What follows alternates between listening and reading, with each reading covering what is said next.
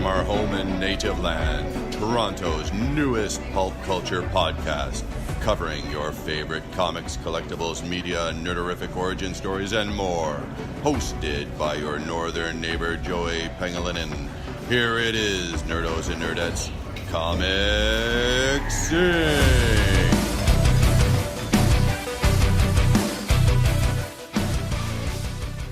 Hey nerdos and nerdettes, this is Jowy from Comic Sync. And this is Shane from Comic Sync and Image Collections. That hybrid. So Shane and I think we met probably last year sometime. I was picking up issues of Amazing Spider-Man that we just talked about right now. My home comic book store currently is Image Collections. Intersection would be... It's Queen and Tannery. Or Queen and Main Street for those of you who can't look up where Tannery is. But it's close. I don't know. I always associate you guys closest to Burrito Boys in Streetsville. Right, and Burrito Boys is on Tannery. That's right. And how long have you been working there for? Oh, Lord. Oh, my goodness. This April, coincidentally enough, was my 16-year anniversary. 16?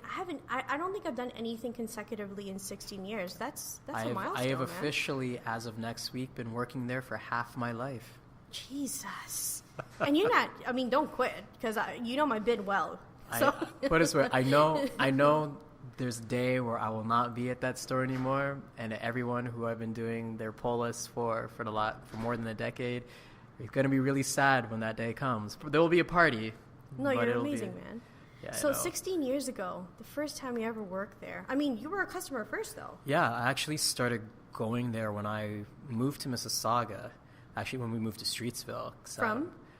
Well, I lived in a lot of places, actually, but the first place I lived in Mississauga was in the Mississauga Valley area. Okay. Shout out to Briarwood. That's right. We were there for grade 2. Mm-hmm. But, for grade 3, moved to the Streetsville area, and when I was about 10 years old, not even 10, I was 9. This was 95. Yeah. I discovered this little comic shop in Streetsville. I can't believe it's been that long that it's been there. It's been there for 28 years. Was it always the pharmacy up from where you guys were? It was, as far as I remember, it's always been the pharmacy. Although the pharmacy went through a facelift.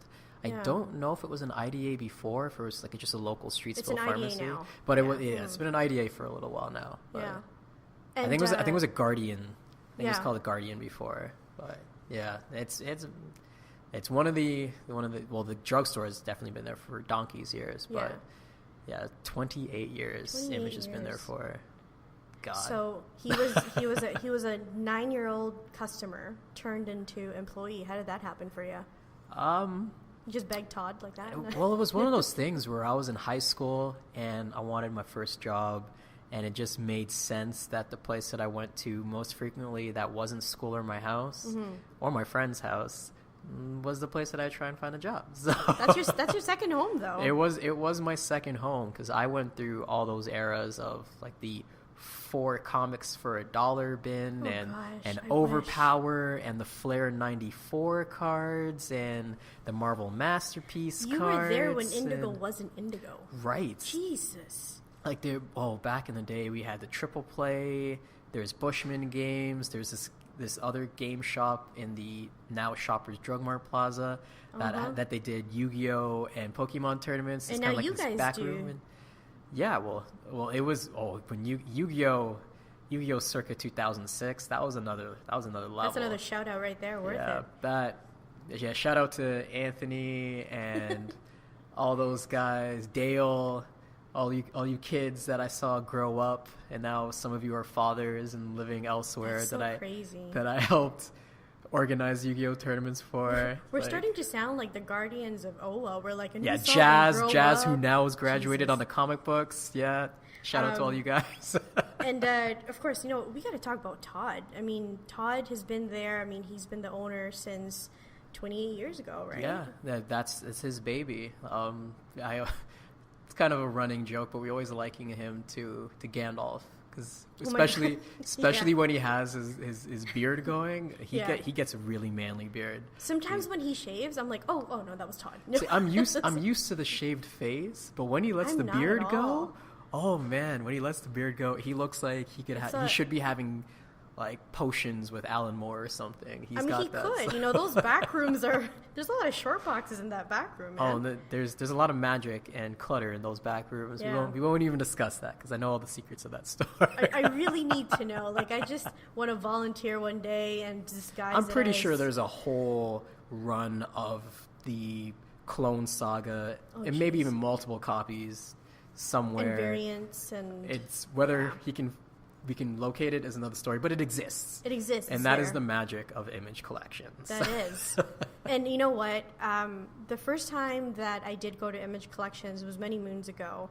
I was in high school. I was going to St. Joe's over at Credit View, and we used to do this walk. Now, I don't know in my 30s if I can still do this walk, but it was from Credit View and Bristol all the way to the Murphy's Ice Cream, and then turn, which the Goodfellas wasn't there, the square wasn't there before, and go all the way to the comic book shop. But I used to go there alone. I used to, because I lived right by the River One Plaza there too, just on the other side. Yeah. Shout out Summer Grove Crescent. Dang. Yeah. But I used to, before I got a car, you just walk everywhere, man. Used to make that walk down Bristol, and then turn into Main Street, and then walk down. That's a healthy walk. It's a solid walk. 25-30 minute walk. Yeah. Even if you're walking at a decent pace. So. Do you remember, by the way, the first time that you ever stepped foot there and you got a comic and you were like, this is the medium of books that I'm going to prefer for a very long time? Yeah, it was weird because like my first experience with comics was Uncanny X-Men 292, 293, the last Morlock story. And with Mikhail Rasputin, the third Rasputin sibling. Yeah, you thought it was just Colossus and Ilyana. You were wrong. But yeah, I actually got that when I was 5 years old. Coincidentally enough, from somebody at my church. I really wanted... Wouldn't be something that you would associate with somebody at church. But yeah, and that's when the magic for me started. And then I saw Superman 4, The Quest for Peace. I acknowledged that movie was terrible, but 6-year-old Shane thought it was amazing. And so that's when my love of comics and superheroes started. And I remember reading Death of Superman at my cousin's house, the whole trade, and being emotional because I'm sitting under the coffee table and I read it start to finish. And no, Superman's dead. And I had no concept of death and rebirth and all that back then. So no concept of nobody really dies in comics. Right. So you're a kid, man. I discovered Image, and I jumped into that 4 for $1 bin, and I ended up getting a lot of the Jim Shooter Defiant comics of when he left Marvel to start his own imprint in the late 80s. And I can admit now that a lot of the characters were just variations of what he was doing in Marvel, but I still loved everything. And on Malibu Comics, before all of that was acquired, I think it was Marvel who acquired them. I read a lot of those. Like Exo Manowar, all the Valiant stuff. So that was when I first started going to Image. That's what I was reading, and it was all great. And even though I had a love of Marvel and DC, like those are the things that I was reading at the time, and it was still blowing my mind. So. Had I known you back then, and you know what you touched up, I think it's because we're the same age, if anything. We're close enough in age. Close enough. And Death of Superman was the first trade that I've ever read as well. And I remember at the very end of it when they introduced like the 4 different Supermans. Right. And I was like, this is... The reign of the Supermen. And I was like... Eradicator, Superboy, I didn't know how I felt, because I was Cyborg like... Superman. Yeah, like I didn't understand. I was just like, but you already have one good guy. Why did you do that? And of course, like I was a kid, like the impact that someone that big died is a forever thing that you're always going to know how that feels like when you're in your 30s, right? And then I moved on, and eventually I'm like, nobody really dies, Yeah, well, it's a thing that I guess us as children, we're not jaded with. Even the tropes in the comic book industry, deaths still matter. Like all the things that they do, all these crossovers, you're not feeling the fatigue because, oh my God, they get to team up. Yeah, this is amazing. Yeah. Until you're older and you're buying these things and you realize they do it every year, and it's they're going to renumber it almost every year. It's generally a cash grab. Yeah. Even though some of the stories are great, and it's really good. Like with Marvel's doing now, where they have, it seems to be a yearly sort of summit at a cottage where they plan out, all right, so this is what we're going to do. Yeah. So everyone can do their own things, but around this time of year, we're writing the story. If you want to be part of it, cool. If you don't, then bye. Right. Yeah. But go where Bendis is. It's sort of proven, and now that I've been working on the retailer side, that yes, these events, as jaded as we all can be, they do sell, and they wouldn't keep doing them if it didn't make money. It's just trust the Marvel gods, you know? Yeah, Because I mean, Marvel does it, DC does it. Yeah. Boom is now doing it with the Power Rangers crossover. IDW did it with all of their TV and movie properties. Like it's proven to work, unfortunately. So, but as a child, it's all still amazing. And I guess that's part of the unfortunate thing about the comics industry is that or should I say, it's fortunate and unfortunate. It's a two-edged sword that it's grown up a lot. Yeah.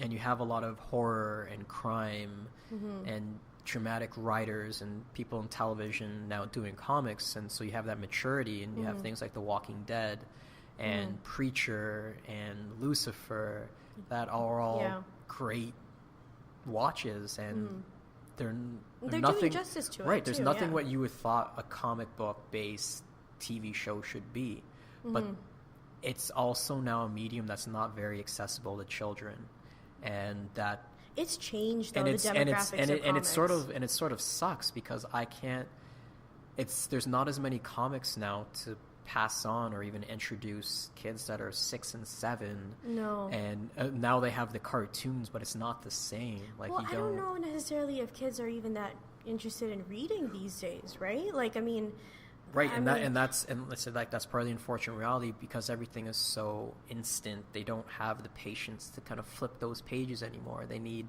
moving pictures. They need cartoons, and I mean, it's still great that there's a new generation of Spider-Man and even Miles Morales. Like, that is it's Spider-Man for some kids. Like, that's cool, but to be able to be excited and go to your local comic shop, like, I wish more kids got to experience that. And they didn't know we're live, Shane. Right. They didn't know we're live. It's a little depressing. I know, that's the thing. Like, I kind of felt every single time, of course, when I visit the shop Wednesdays or Thursdays, right? I mean, I hardly see kids there. There was a Saturday that I had stopped by really early in the morning. Well, I mean, as early as you guys were open. I think it was 10 or 11. And there was a family that came in. It was a mom, a dad, and their 2 kids. And the dad was the one that was, like, really searching through those bins, where your, like, early 90s stuff is, and your back issues. And Todd, of course, you know how he is. You know, he introduces the dollar section to kind of entice kids. Those dollar reprints. True believers. Genius move by the industry to like Image is doing it. Do Marvel, they sell DC. well? Yes, and even something that I know we give them away for free sometimes. Not that often, so don't come to our store looking for them.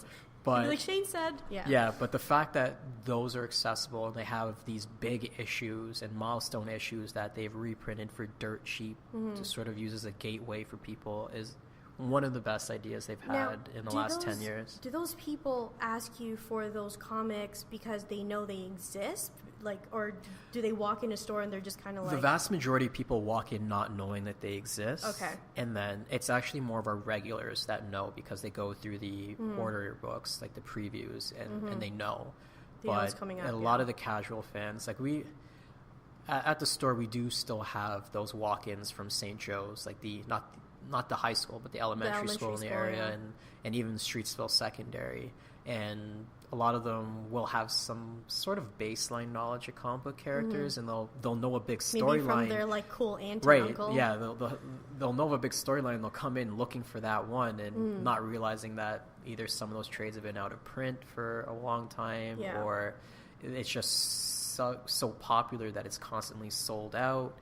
So we end up giving them those dollar comics, and it helps them kind of because comics has been around for so long, I have no qualms in telling people, you know what, go to Wikipedia, kind of pick a storyline that you're interested in, and start your collection from there. Start from there. Why if not? You need to read up a little bit about the character and the history before, do what you got to do, because we're not all made of money. Like most things, comic books are now actually quite expensive. They're not. There's no such thing as a 4 for $1 bin anymore. Right. The average price of a comic now is like $4 or $5, $3.99, right?